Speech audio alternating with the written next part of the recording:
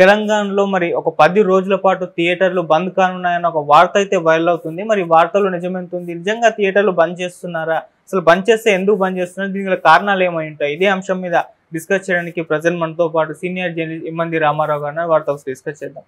Sir నమస్కారం sir. నమస్తే బాబు.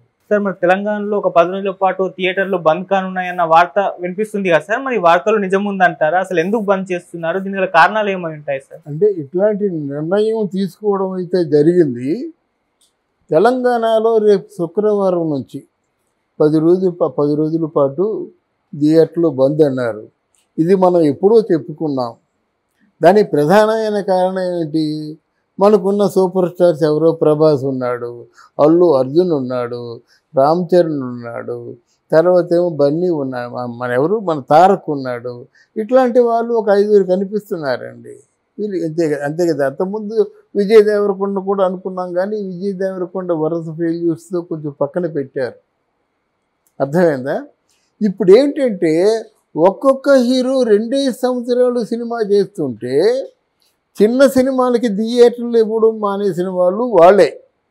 Chiranjeevi picture ఉంటే నాని పిక్చర్కి థియేటర్ ఇవ్వరు కదా. అందువల్ల ఆ థియేటర్లు ఇవ్వలేదని చిన్న పిక్చర్లు ఏంటంటే చిన్న పిక్చర్లకి గ్యారంటీ లేదు.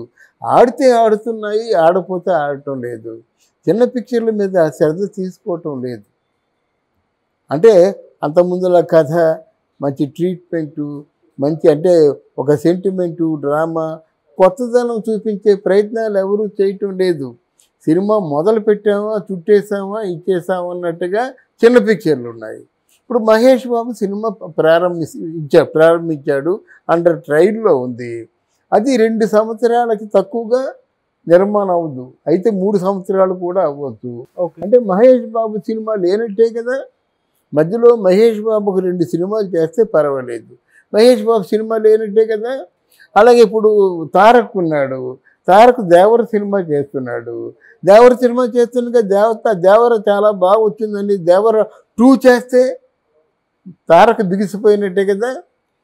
అలాగే ఇప్పుడు అల్లు ఎవరు రామ్ చరణ్ ఉన్నాడు, రామ్ చరణ్ గేమ్ చేంజర్ చేస్తున్నాడు.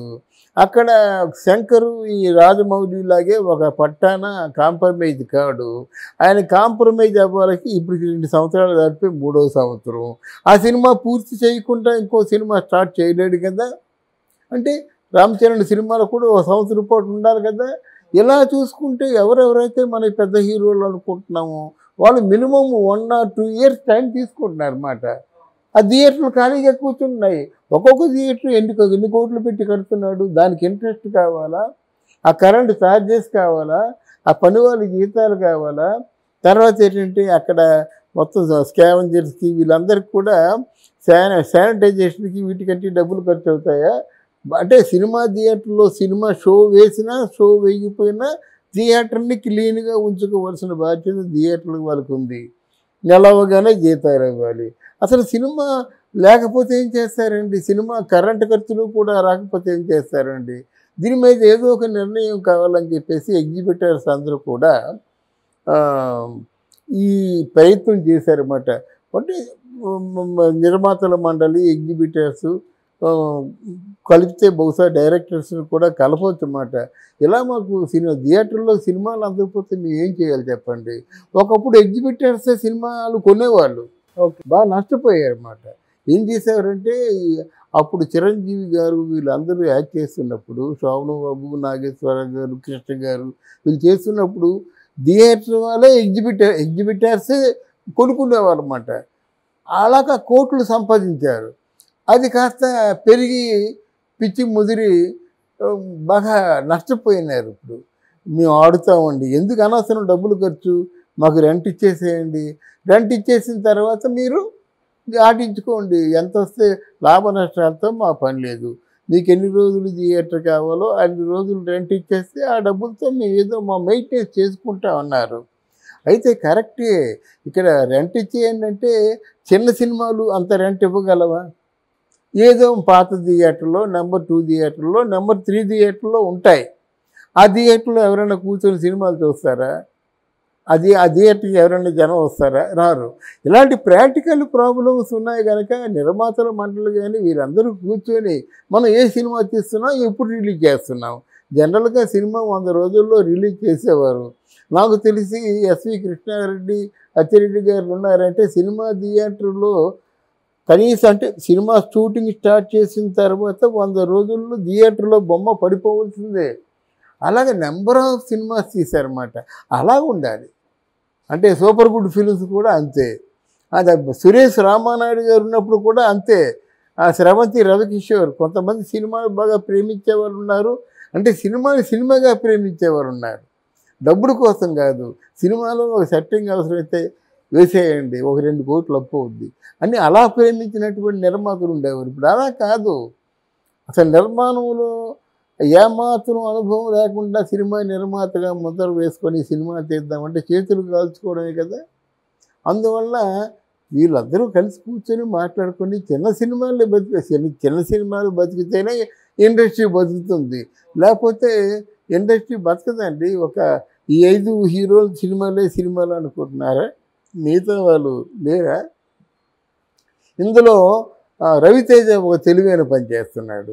ఏం చేస్తున్నాడంటే సినిమాకి 6 మాసాల కంటే టైం ఇవ్వటం లేదు. ఒక్కోసారి సంవత్సరానికి 3 సినిమాలు కూడా చేస్తున్నాడు. అలాంటి మార్పు హీరోల్లో రావాలండి. ఏముంది, 2 సంవత్సరాలు సినిమా చేస్తే పల్టీ కొడితే నువ్వు 2 సంవత్సరాలు 2 సంవత్సరాలు షూటింగ్ చేసిన సినిమా ఆచార్య ఏమైంది? 2 సంవత్సరాలు షూటింగ్ చేసిన సినిమా గాడ్ ఫాదర్ ఏమైంది? ఇలా మనం చెప్పుకుంటూ పోయినట్టు ఉన్నాయి కదా. ఆ సినిమాలో అసలు ఉండాలండి, మీలో కంటెంట్ ఉండాలి. కంటెంట్ లేకుండా అది కాదు. కంటెంట్ ఉంటేనే చాలా బాగా తీశారు ఆ సినిమా, చాలా బాగుందిరా అనుకుంటారు. కాంతారా ఉందండి, ఎంత ఖర్చు పెట్టాడు, ఎన్ని 100 కోట్లు వచ్చింది, అంతే కదా. హను మ్యాన్ ఉందండి, 35 లక్షలు ఖర్చు పెట్టాడు, ఎన్ని 100 కోట్ల పైన వచ్చింది కదా. అంటే ఇట్లాంటి సినిమాలు రావాలన్న నా భావన మాట.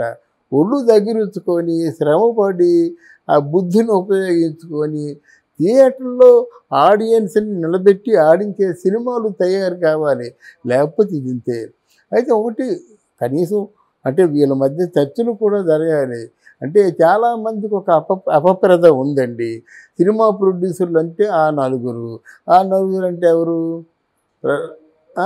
సురేష్ గారు, దిల్ రాజు గారు, అరవింద్ గారు, అశ్విని దత్ గారు, ఎవరో మొత్తానికి ఇట్లాగా ఆ నలుగురు అంటారన్నమాట. ఇప్పుడు ఆ నలుగురు తీసే సినిమాలు అలా ఉంటే ఇప్పుడు ఆ నలుగురిలో అశ్విని దత్ అల్లుడితో సినిమా తీస్తున్నాడు కల్కి అని. ఎన్నాళ్ళయింది? ఇప్పుడు 2 సంవత్సరాలు అయిపోయింది. మరి ఇక ఎక్కడ 2 సంవత్సరాలకు సినిమా ఇచ్చినట్టయితే థియేటర్లు వాళ్ళు ఓపెన్ అంటే బోర్లా తెరుచుకొని కూర్చోకపోతే థియేటర్లోకి జనం ఎవరు వస్తారు?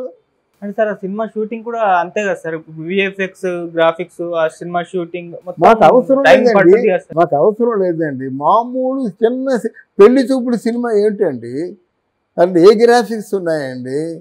అలాగే ఆ మధ్య సినిమా ఒకటి వచ్చింది, మన ఎవరు విజయ్ దేవరకొండ చేసింది గీత గోవిందం. అందులో ఏ గ్రాఫిక్స్ ఉన్నాయి, ఏ ఫైట్స్ ఉన్నాయి, ఏ స్టంట్స్ ఉన్నాయండి.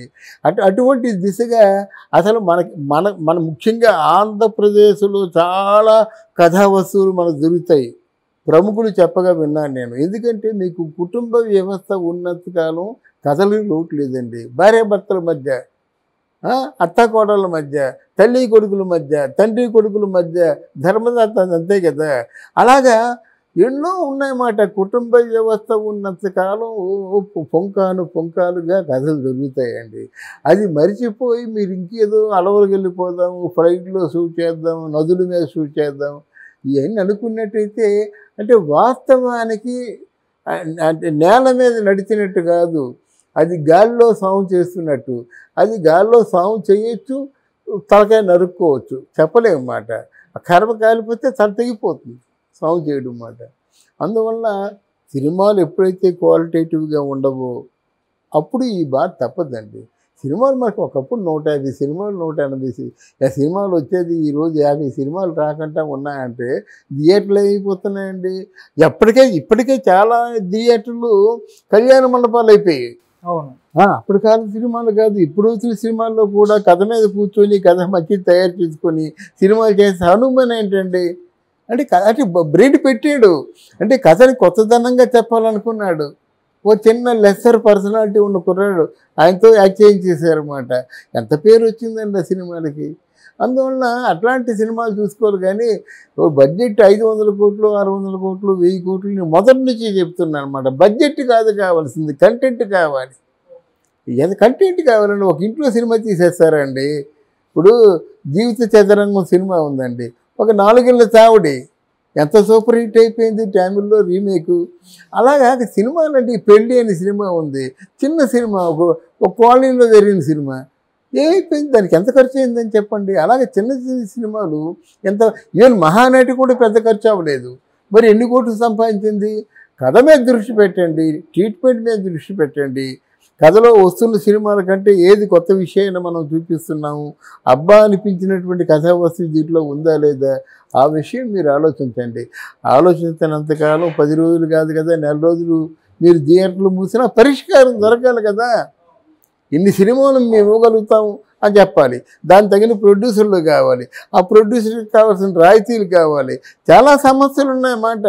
ఇప్పుడు నీకు కడుపు నీ జేబు నిండా డబ్బు ఉందండి, వెళ్ళి భోజనం చేస్తావు, ఏ హోటల్లో కావస్తే ఆ హోటల్లో భోజనం చేస్తామండి. నా చేతిలో డబ్బులు లేవండి, ఓ 15 రూపాయలు ఎక్కడ ఉంది, నేనేం చేస్తాను, అన్నా క్యాంటీన్ గురించే ఆలోచిస్తాను. అర్థమైందా? లేకపోతే ఉన్న 15 రూపాయల్లోనూ ఉన్న హోటల్లో ఏ హోటల్లో బాగుంటుందో ఆలోచించి అక్కడ తింటారు, అంతే కదా. తక్కువ బడ్జెట్తో సినిమాలు తీయాలంటే క్వాలిటేటివ్గా సినిమాలు తీయాలి. మనం థియేటర్లో చూసినటువంటి రేపు మన కలికే వస్తుందండి, ఇంట్లో కూర్చొని చూస్తే దాంట్లో ఉన్న స్వామి ఏముంటుంది. త్రిబుల్ ఆర్ కూడా ఇంట్లో కూర్చొని చూసినట్టయితే మనం అంటే చూడలేకపోయేవాళ్ళన్నమాట. అంటే సినిమా ఎప్పుడు థియేటర్ అండి, సినిమా హాల్ అనగానే థియేటర్లు, పాప్కార్ను, కూల్ డ్రింకు. అంటే సినిమాకి సహజంగా వెళ్ళే వాళ్ళు ఎవరు తెలుసా, భార్య బిడ్డలు పిల్లలతో వెళ్తారు, కొత్తగా పెళ్ళైన వాళ్ళు వెళ్తారు, ఫ్రెండ్స్ వెళ్తారు, యూత్ వెళ్తారు. అలాగే మహిళలు కూడా ఈ కథ బాగుందటమ్మా, ఫ్యామిలీ స్టోరీ, ఇలాంటి వాళ్ళు వెళ్తారన్నమాట. వాళ్ళు టేస్ట్ తగ్గట్టుగా ఆ సినిమాకి కొంత బడ్జెట్ని ఖర్చు పెడతారు. ఉంటారా నెలాఖరిని మన సినిమాకి వెళ్దామంటారు, దాని బడ్జెట్ ఖర్చు పెడతారు, వెళ్తారు. మరి బడ్జెట్గా ఖర్చు పెట్టి వెళ్ళి సినిమాని ఎంజాయ్ చేసేవాళ్ళు ఇంట్లో ఏమి ఎంజాయ్ చేస్తారు, నిద్ర రావచ్చు, ఇంట్లో పిల్లలు గొడవ పెట్టవచ్చు, బాగుండదు కదా. అందువల్ల ఇది ప్రభావం ఉండదు. ఎలా నేను భావిస్తున్నానంటే, థియేటర్లో ఏవైనా పొరపాటున ఫెయిల్ అయినట్టయితే ప్రొడ్యూసర్కి కొంత ఓదార్పుగా దీన్ని భావించవచ్చు.